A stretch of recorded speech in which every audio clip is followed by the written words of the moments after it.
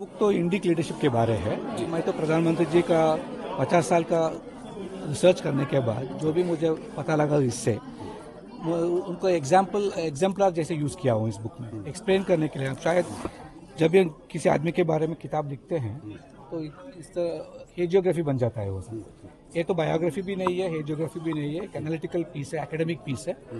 ये युवा लोगों के लिए भी प्रैक्टिकल होगा, शायद एक फार्मर को भी प्रैक्टिकल होगा, एक पॉलिटिकल लीडर को भी होगा। इसमें तो भारतीय परंपरा आधारित जो भी हमारा शास्त्र में है, भगवद गीता में, उपनिषद में है, उसका लीडरशिप के दृष्टिकोण में मैं देखा हूँ और उसके बारे में लिखा हूँ, एविडेंस के साथ लिखा हूँ। और वेस्टर्न नैरेटिव, वेस्टर्न लीडरशिप का रिसर्च जो भी है उसको भी इसमें साथ मिला के लिखा हूँ। शायद ये पहला बुक है जहाँ इंडिक कॉन्सेप्ट के बारे उसके साथ साथ पाश्चिमात्य रिसर्च लीडरशिप में जो भी कर रहे हैं उसको इंक्लूड करके उसमें क्या इनएडिक्वेसीज हैं, क्या अपूर्ण है, उसको पूर्ण करने के लिए मैं भारतीय विचार को भी इसमें लेकर आया। ये सर, ये जो आपने पावर विजन लिखा है ये पॉलिटिकल कैरियर का है या सत्ता तक? ये पॉलिटिकल बुक नहीं है, पॉलिटिकल कैरियर के बारे भी नहीं है। एक आदमी का जो भी वैल्यूज है उनके अंदर, उसका पावर कहाँ से आता है उसके बारे में एक रिसर्च करके उसका जो भी शायद गीता हो सकता है, महाभारत हो सकता है, रामायण हो सकता है, उसके आधारित मैं जो देखा उनसे उसके बारे में लिखा हूँ। लेकिन तो एक प्राइम मिनिस्टर का लीडरशिप के बारे में लिखा हूँ। प्राइम मिनिस्टर भी नहीं, 50 साल का रिसर्च है। तो उनका प्रचारक जीवन से चीफ मिनिस्टर होने के बाद और प्राइम मिनिस्टर होने के बाद जो मुझे पब्लिक लीडरशिप के लिए जो चाहिए उसके बारे में लिखा। डॉक्टर साहब, लेकिन यूथ के बारे में आपने बोली, तमाम लीडरों के बारे में, जो लोग भी ये बुक पढ़ेंगे कितना बदलाव उनके अंदर होगा, क्या सीखने को उनको मिलेगा और उसकी क्या कीज है? पढ़ने से शायद कोई फर्क नहीं पड़ेगा, पढ़ने के बाद अगर उसको इम्प्लीमेंट करने में उसको थोड़ा डिटर्मिनेशन होगा। इसमें तो पांच छह चीज के बारे में लिखा हूँ। पहला एक विजन होना चाहिए। विजन तो सार्वजनिक पर्पस होना चाहिए, इसमें स्वार्थ नहीं होना चाहिए। उसको करने के लिए शक्ति भी होना चाहिए। जो भी अर्थशास्त्र से लेके वेदा से जो भी मुझे तो मालूम हो गया है, इच्छा शक्ति होना चाहिए। इच्छा शक्ति के साथ मंत्र शक्ति भी होना चाहिए। मंत्र शक्ति उसको काउंसिल बोलते हैं, जो मंत्रियों से बात करने का शक्ति होना चाहिए। तो मेंटर्स होना चाहिए बच्चों, युवा लोगों के लिए। और काम जो भी करना चाहिए उसमें तो बहुत सारे बैरियर्स हो सकते हैं। एक साधारण टी व्यापारी का पुत्र जो और टी जो बेच रहे थे उस प्लेटफॉर्म में अभी प्रधानमंत्री जब बन सकते हैं तो उसका हार्ड वर्क, डिसिप्लिन, डिटर्मिनेशन वो भी उसके साथ साथ हमें सीखना चाहिए। अगर वो सीखेंगे तो शायद भारत के लिए 1000 नावल युवाओं से लीडरशिप होता है। डॉक्टर साहब, एक सर, अभी तक आपने कितनी बुक्स लिखी है? अभी तक 9 पुस्तक लिखा। ये नामी है बुक। डॉक्टर साहब, एक अंतिम सवाल, जैसे आपने बुक्स लिख दी है, आप सब चीज़ जानते हैं इसके बारे में, कई उसमें पॉइंट लिखे हैं। एक छोटा सा सवाल मेरा है कि प्रधानमंत्री नरेंद्र मोदी जी की राजनीति को किस तरीके से देखते हैं? शायद उसको प्रधानमंत्री जी बोलते रहते हैं सेवा, राष्ट्र सेवा। और मैं जो स्पीच में भी बोला था, एक वेद में एक वाक्य है जो स्वामी विवेकानंद जी ने फिर बोल रहे थे। जीवन का एक पर्पस होना चाहिए, वो तो आत्ममोक्ष होना चाहिए, आत्मबोधि एक जिम्नास्टिक होना चाहिए हमारे जीवन। वो एक्सरसाइज जो करते हैं, साधना जो करते हैं, वो तो मोक्ष के लिए करना चाहिए। लेकिन मोक्ष से किसी को कोई फर्क नहीं पड़ता। तो विवेकानंद जी क्या कहते हैं ताकि आत्मनो मोक्षार्थम जगत हिताय। मोक्ष होना चाहिए, लेकिन मेरे मोक्ष में जगत को भी हित होना चाहिए। उसको मैं प्रधानमंत्री में देखता हूँ, इसके बारे में लिखा हूँ। ठीक है, thank you so much. See, end of the day, he is the exemplar that I have written about in the book. It gives hope to people that it's possible for me also. For example, if you say Aurobindo or Mahatma Gandhi or Swami Vivekananda, they are also unattainable for us in one life, that we put them on a pedestal and worship them. But to have somebody in flesh and blood, living today, who embodies what I have written about and gives us hope that I can also be that. And that's the reason. Do you think the picture on the book can impact larger audience and people? It will. Today is 78% popularity. Obviously, the whole nation looks up to him. Around the globe is very popular as a global leader, and therefore they'll obviously want to know what is the message that makes him such a great leader. And if people can be inspired by it, nothing like that. Is there anything from his real life? A lot of things are there. Good evening. This is indeed a very overwhelming moment for me in many ways than one. First is a launch of this kind. Somebody told me, you don't know Delhi.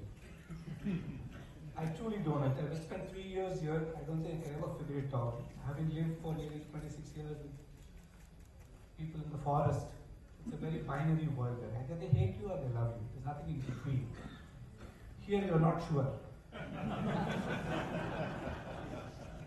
But then I'm overwhelmed not for that. I'm overwhelmed for the kind of friends and affection conferred on me to make this happen.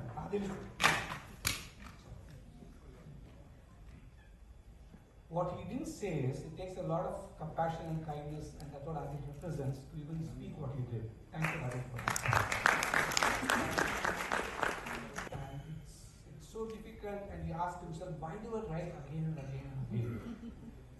This is actually my 9th book. And when I had to actually start on this work, I was very nervous. Obviously, when you write about a person with close to 78% popularity, in a world that is, in a sense, very, very painfully binary, either they hate stuff or they love stuff. There's nothing in between. And people don't really stop back to objectively assess what is reality. And in a country where we talk of Maya and the world of illusion, and where fake is more real than real itself today.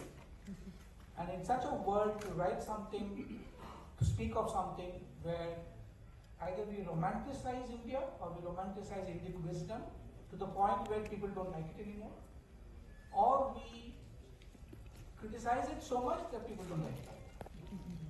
So in talking about leadership, my journey to the Kennedy School actually was to unpack what I thought was development, public policy, living and working with indigenous tribal communities, seeing firsthand the pain, the poverty inflicted on them by the state itself. I was a very, very angry young man who actually benevolently sued the state several times. And then found out that it's the policy which is all messed up, and their own inadequate understanding of people. And then I thought I need to figure out who are these people who make these policies. So that led me to the world of policy making and to Kennedy School, and I thought I can learn something there. I learned a lot there. More importantly, I learned that they don't have answers, but they have very structured frameworks to ask questions the right way.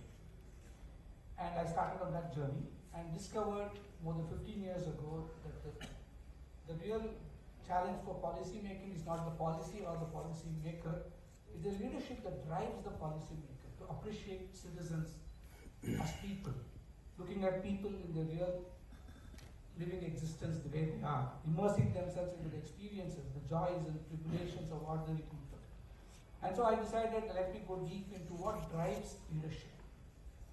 And I learned as much as I could from the best of people around the world, and mostly the West. Then I stood back and somebody told me, why are you wasting your time? Why don't you look at Krishna? And look at his leadership. Till then for me, the Bhagavad Gita was just a book which I read every day, Swami Chinmayananda's explanations. I used to listen to him a lot. It never occurred to me that this could possibly be the greatest positive psychology treatise, or it could be an extraordinary book for leadership. So that got me diving into it a little deeper. A few Upanishads, the Mahabharata, even stories like the Panchatantra or the Jatakatis are filled with leadership if you see them from that perspective. And I started putting it all together and went to my spiritual mentor and guru, Swami Sureshanji, who's not there anymore. And I should discuss a lot with him every day. And during one of the courses of discussion, I told him, I'm discovering so much, I don't think there's anybody I know of who can embody all that I'm discovering. So is it even real? It's just, these characters are just figments of imagination, or could people like this actually exist? And he in his wisdom said, I'm a monk.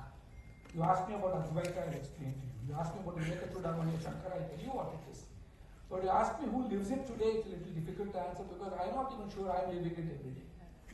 He was a very honest person. And then he told me something else. He said, I've heard, and this was more than 15 years ago when Sri Narendra Modi was the Chief Minister of Gujarat, I write this in the preface, that a young man came into the ashram once when he was a very young teenager, wanting to be a monk of the Ramakrishna order. And several monks have known him, have been in touch with him, and they all feel that he might embody something that you are writing and talking to me about. So why don't you understand his life and see if we can make sense out of it?